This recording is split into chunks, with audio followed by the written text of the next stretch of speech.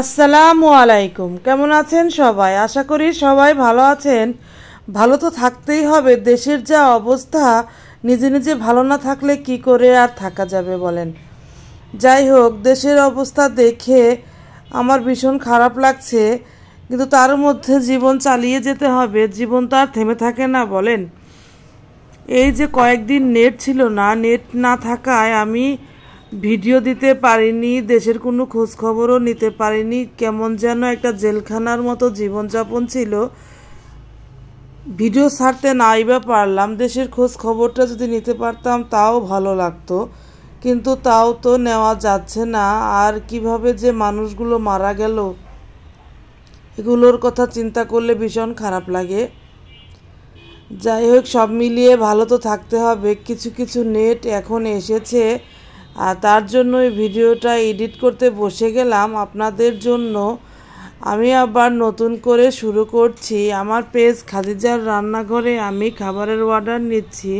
আপনাদের যার যার প্রয়োজন আপনারা আমার পেজে খাবার অর্ডার করবেন।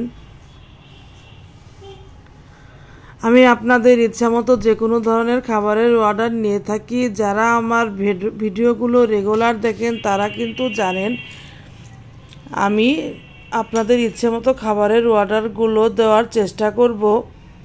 আপনারা চাইলে জন্মদিনের কেক থেকে সকালের নাস্তা, দুপুর এবং রাতের খাবার এবং কি যে কোনো অনুষ্ঠানের জন্য বা মিটিংয়ের জন্য নাস্তা, যে কোনো ধরনের খাবার আমার পেজ থেকে নিতে পারেন।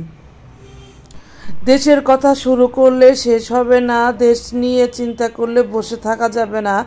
যাই হোক, নিজের পেট তো আর থেমে থাকে না, তাই সংসারের কাজগুলো গুছিয়ে শুরু করে দিলাম বিজনেসের কাজ। এইগুলো আমার অর্ডার ছিল, অর্ডারের খাবারগুলো আমি সেল করে শুরু করে দিয়েছি। বিকেলের নাস্তার জন্য বানিয়েছিলাম আমি অন্থন। এর ফাঁকে মেয়ে কোরআন পড়ছিল, তার পড়া শুনতে আমার কিন্তু ভীষণ ভালো লাগে।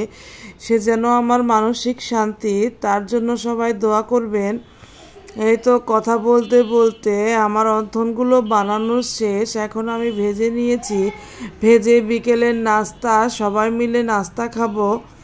যাই হোক, সব মিলিয়ে দিনটা অনেক ভালো ছিল। অনেকে দেশের কথা না বললেই নয়। যাই হোক, অনেকেই মারা গেছে, অনেক মায়ের বুক খালি হয়েছে। সবার আত্মার মাগফিরাত কামনা করছি। আল্লাহ সবাইকে যেন ভালো রাখে, আর দেশের পরিস্থিতিটা যেন তাড়াতাড়ি ভালো হয়ে যায়। আল্লাহর কাছে সবসময় এই কামনাই করি। সবাই ভালো থাকবেন, সুস্থ থাকবেন এবং আমার পেজ খাদিজার রান্নাঘরের সাথে থাকবেন।